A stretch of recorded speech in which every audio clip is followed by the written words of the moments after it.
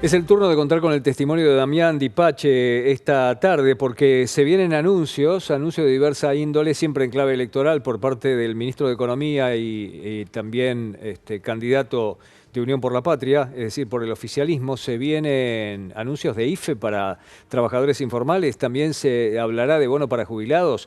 Damián Dipache es quien tiene la generosidad de darnos unos minutos de su tiempo. Damián, ¿cómo estás? ¿Cómo estás, Pepe? Buenas tardes, un placer. Lo mismo digo. Bueno, ¿qué tipo de anuncios se vienen?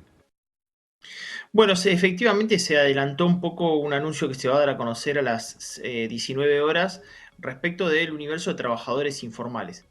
Ese universo en Argentina es amplio, Pepe. Para que vos te des una idea, en Argentina más o menos 3 millones de trabajadores están en informalidad, es decir, no tienen aguinaldo, vacaciones, efectivamente no tienen ningún tipo de cobertura social.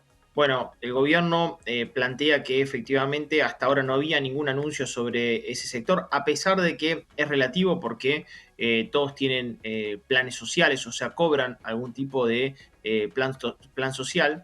Y efectivamente se viene un anuncio, un bono. No va a ser un IFE, en aquel momento fue un ingreso de emergencia. Veremos qué nombre fantasía tendrá este bono que se va a anunciar hoy a la tarde, y efectivamente veremos si el alcance es hacia esas 3 millones de personas. 37% de los trabajadores en Argentina son informales, ¿no? Ujú. Damián, se vienen también anuncios de beneficios para las provincias y en todo caso, si se vienen anuncios de ese orden, ¿es para compensar de alguna manera por cómo se articuló la baja en ganancias? Sí, ¿qué pasa? En definitiva, la baja en ganancias, hay dos impuestos que se coparticipan, son fuertes y son los de mayor recaudación, Mm. ganancias e IVA. En el caso de IVA, ya hubo una medida que, en definitiva, lo que estamos viendo, el reintegro del 21%, no es un reintegro del IVA, sino es algo que va a poner Nación, no lo toma del impuesto. O sea, es un reintegro del 21%, no es un reintegro del 21% de IVA, sino un reintegro del 21%. ¿Por qué lo digo? Efectivamente, para no sacarles recursos a las provincias, se determinó, por lo cual, en definitiva, se financia con emisión monetaria. Para el caso de ganancias, recordemos que hay un proyecto de eliminación del impuesto a las ganancias para la cuarta categoría de los trabajadores. Eso también le quitaba recursos a las provincias. ¿Qué se está pensando? Compensar ese recurso de ganancias con parte de lo que es el impuesto al cheque, parte de lo que es con el impuesto, que es el impuesto del 30%, y parte de las retenciones a las importaciones. Recordemos que el impuesto país en aquel momento era solidario, pero para las personas, supuestamente para las que tenían algún tipo de vulnerabilidad. Bueno, ahora parecería ser que ese 30% de impuesto al país también va a ser coparticipable con las provincias. Bueno, también se va a anunciar algún tipo de baja en las tasas de interés eventualmente para que las empresas más pequeñas puedan realizar pagos futuros. Efectivamente, abordaría un universo de más o menos 397.000 pymes. En Argentina son 600.000 las pymes. Y lo que implica es un plan de pago para que regularicen su situación fiscal, es decir, situación de deuda impositiva. Y la realidad que este plan de pago sería muy, pero muy laxo, a 10 años, 120 cuotas mensuales para obligaciones que vencieron hasta el 31 de agosto del mes pasado, y de esta forma permitiría a este universo recomponer sus planes de pago, su incumplimiento, y la tasa de interés sería de una tasa muy baja. Recordemos que hoy la tasa de política monetaria está la tasa del plazo fijo está en el orden del 9,7% mensual. Para una empresa hoy se le está prestando al orden del 12, 13 o 14% mensual. La tasa de interés sería el 4,1% mensual, es decir, apenas un tercio de lo que fue la inflación de agosto del 12,4%, es decir, que sería una tasa muy, pero muy conveniente, y además se suspenden las ejecuciones fiscales por deuda o mora impago de estos tributos, y efectivamente embargos por parte de AFIP para este universo empresario, que reitero, son casi 400.000 pymes, entre las MIPYMES y pequeñas empresas que podrían estar en esta circunstancia, ¿no? Damián, me estás hablando de un formidable festival de gasto de un condicionamiento además a un gobierno futuro, sea del color que sea, incluso para si Sergio Massa eventualmente llega a ganar las elecciones en una hipotética segunda vuelta, pero además me mencionaste un plazo que en la Argentina es surrealista, para los próximos 10 años. ¿Sabe Dios lo que puede pasar de aquí a 10 meses? No 10 años en la Argentina. ¿De qué se trata todo esto, más allá del plan platita, como se dice, para tratar desesperadamente de posicionarse en llegar a una segunda vuelta? Es espectacular el planteo que haces. Imagínate que una empresa en el mundo interpreta un corto plazo o un mediano plazo en el orden de los 5 años a 10. Un mediano plazo. Para invertir y para tener un retorno de la inversión. Acá se considera ese mediano y largo plazo para pagar la deuda. Efectivamente estamos en otro mundo y efectivamente es una situación absolutamente extraordinaria. Vos cuando ves la cantidad de anuncios que se van haciendo día a día, decís, bueno, ¿y de dónde van a salir los recursos fiscales? Son 4 hoy los sistemas para tomar esos recursos.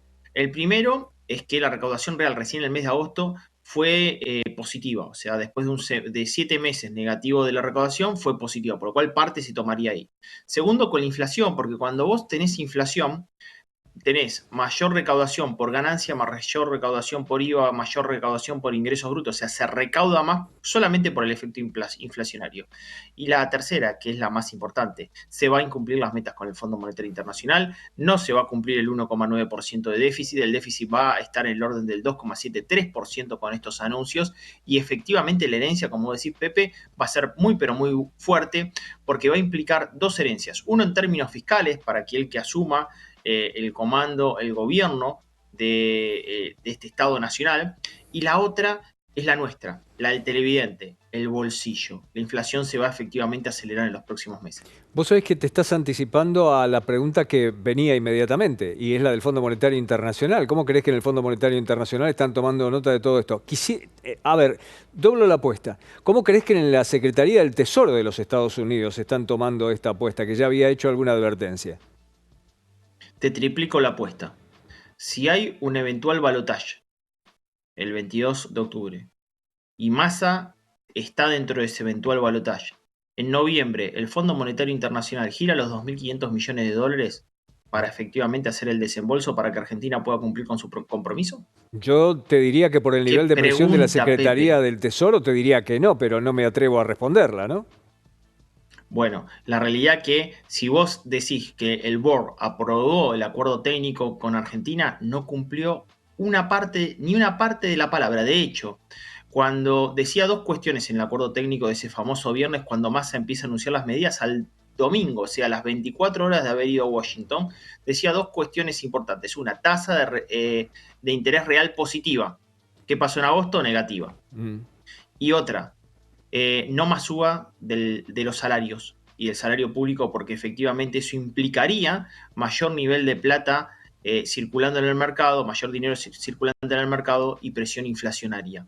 Ninguna de esas dos cuestiones básicas se cumplieron. Al contrario, efectivamente se siguió emitiendo, se siguió colocando mayor nivel de deuda en el mercado, incrementando los pasivos remunerados. Así que te diría que no se cumplió ninguno. Y otra más, no debería intervenir el gobierno en el mercado de la cotización paralela. ¿Qué se hizo? Se llamó un dólar soja 5, tuvo 29 rondas positivas el Banco Central, récord en toda la gestión del gobierno, o sea, acumulando reservas, pero parte de esas reservas, ¿dónde fueron? A la intervención del dólar MEP, que efectivamente tiene una brecha de la brecha respecto del paralelo. Bueno, Damián, estoy muy excedido en el tiempo, pero tengo que preguntarte si tenés número de cuál es el nivel de emisión mensual hoy del gobierno.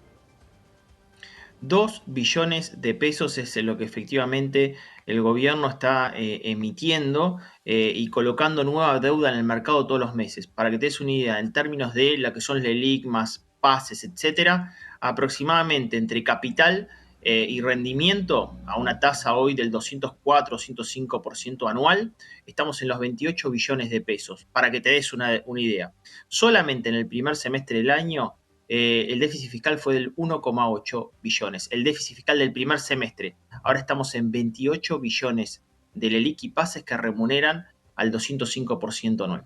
Damián, gracias por el tiempo. Un placer, abrazo. El economista Damián Dipache. Tenemos más y se lo contamos en